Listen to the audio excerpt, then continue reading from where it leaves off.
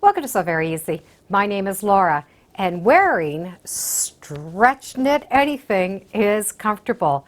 However, sewing stretch knit sometimes can be a little daunting. Now, there are a few things that can take the daunting out of the sewing, and one thing is using the right thread. There is a thread that will stretch.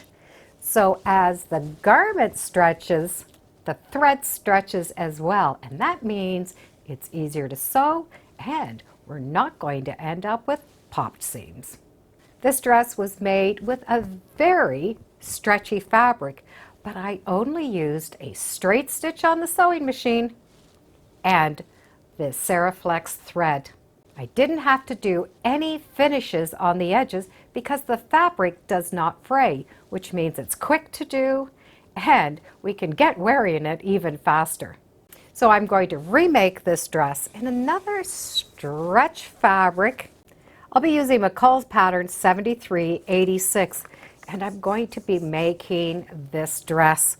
It's a fun, easy pattern, and I'm going to give you some tips and tricks along the way on how to sew with this great thread that stretches so we don't have pop seams.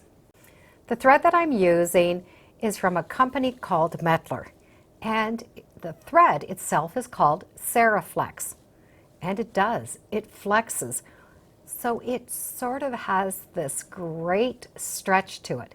Now, it doesn't replace elastic, but what it does is it stretches like the fabric stretches. So as we are moving and our fabric stretches, so does the thread, and that prevents thread breaking. So we have the thread and the fabric moving at the same time. If we were to use a regular thread, as the fabric would move, those thread fibers would break. You might already have clothing that where the seams have been pulled, the threads did break. So we need to mend those areas. So this is a great one for mending even that stretch knit, but it is really awesome for making anything with a stretch knit. And it is designed to go in a straight stitch sewing machine.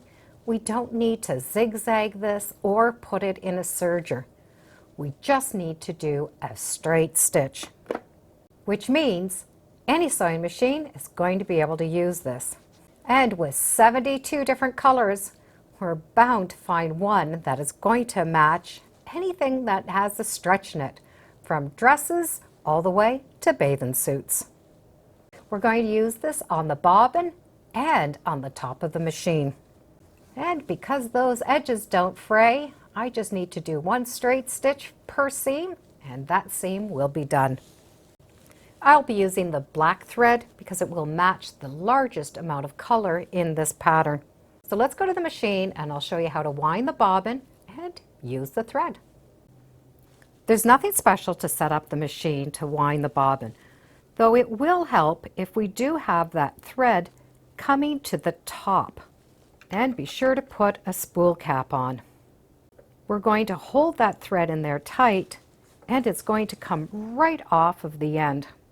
You can use a vertical pin if you'd like, but I find the horizontal one works fine. From here, I just wrap it around my tension disc, and I need to load in my bobbin. It does have that stretch to it, so we don't want to pull it as it's going on the bobbin. So what I like to do is put it in one of the holes in the bobbin, and I'm going to use one of those holes that face the bottom where I put my bobbin. So I have it right there in that hole. I'm going to put the thread through the center of that bobbin and then put it onto the pin. So underneath, that thread has gone over the top, so it's holding it in for me, and the thread is still running through that center. So the thread went from the center to the bottom and got pushed onto the pin. From here, we're going to be able to let the machine wind the bobbin, but I would recommend to slow this down. By having it go slow, it's not causing as much tension, so it's not stretching the thread as it's going on the bobbin. and it came off the spool very easily. Now when I lift up the bobbin, I still have that thread, and I can trim it right where I put it through that hole. And I have the thread in the bobbin. And I'm going to load this into the machine just like I would any bobbin. The machine is going to be threaded the same way as you would any of your sewing, but once again I would recommend that the thread is coming off from the top. And then we're going to just thread it like we would normally. The needle is going to match the fabric that you're going to use. So you can use a jersey or a stretch knit needle. So just have the needle that fits the fabric. As for your sewing machine feet, well, you can use whatever foot you want. We are only doing a straight stitch. I do like to have a wider foot, and in this case, I will be using my walking foot. But any foot you're comfortable using will work just fine. So I'll be doing one long straight stitch to close off that back, and use whatever seam allowance you would like or that your pattern recommends. Because this thread does have a little bounce, I do like to start all of my seams on a scrap piece of fabric first. Just stitch off a couple of stitches, and we're not going to stitch over top of that. But what it's going to do, it's going to help prevent that fabric, because of that bounce, coming out of the needle or being pulled into the bobbin. So now I'm able just to start my stitching, and for garments I do back stitch a little. And then just stitch. So I do have that little scrap of fabric attached, and I can trim it off now or trim it off later and continue that seam. But there is a little bit of a trick on sewing a stretch knit of fabric. Number one, we do not want to leave it a pile. We want to keep it as straight as we can, not only at the beginning of our stitching, but at the end. So I'll take the seam that I want to stitch and fold it in front of me. So it's like a little accordion file. And I'm going to make sure everything stays flat as I'm stitching. The little pull on the other fabric can actually distort this as we're sewing. And if you have a really stretchy fabric, this is very important to keep your fabric straight.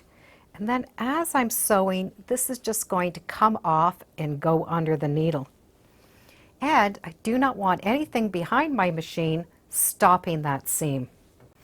So I have it lined up, and I can just stitch, and that fabric's going to unfold as I need it. Also, for anything that has a good stretch to it, I would recommend sewing at a slower speed. It's not that the machine can't handle it, it's all about the tension with that thread and the fabric. And because we do not have to do a finishing edge, we're still going to be able to get that done quite quickly. So a slow to a medium speed works great. And I do take my time, stop, take out my pins, and make sure that everything stays straight in line. You can see how that back still has a nice flat area.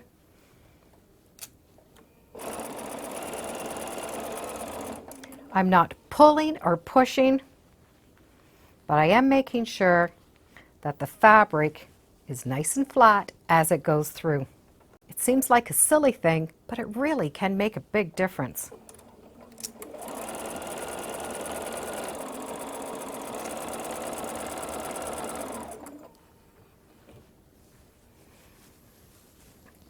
If the fabric is piling up behind the machine, it's going to add a little bit of extra tension right here in the back. We don't need that extra tension, so just let it lie flat. And back stitch at the end. And then I'm going to take that scrap piece of fabric and stitch right over top of it. And trim. So you can see now how flat that long seam is. It didn't gather any of the fabric. and it didn't pull any of the fabric. Keeping that fabric flat on both sides and going slow is really the biggest key on sewing a good stretch knit fabric. And with that Seraflex, I have some great stretch, so I don't have to worry about those threads popping. And I don't have to finish off the edges. So for the seam, we can take it to the iron and iron it flat. If you'd like a smaller seam, you can use pinking shears and clean that off. With that seam pressed, the front looks nice, and that Seraflex really does stretch. I'm going to do the two side seams and that shoulder seam the same way. Once all of those main seams have been done, we have the hem, the neckline, and the arms to be done. So we're going to take the fabric, fold it once, fold it one more time, and then stitch along that fold edge. And that's going to be the same for those arms. We're going to fold once, and then fold one more time, and stitch along that line. Fold once, fold twice. Of course, you can always measure, and start stitching. So that neckline stretches, the sleeve stretches, even that hem stretches. Every seam stretches. And when I've finished a project, I do like to keep my bobbin and the Seraflex thread together. That way I know that those threads are going to match for future projects. When we are garment sewing, it is important that we have the right needle for the job, and it's equally important that we have the right thread for the project. And when we're sewing stretch knits, having that extra little stretch in your thread definitely makes a big difference, not only in the comfort and the way it stitches, but the way it will wear. The last thing I want to do is resew something that I just finished sewing. The Seraflex thread is from a company called Mettler, and I'll put a link in the description so you can check it out, just in case you want to try some stretch knit sewing. Thank you for joining me today, and I'm on Instagram, Facebook, and I do have a newsletter, all under So Very Easy. Come on back, let's see what we're sewing next time in the sewing room. Bye for now.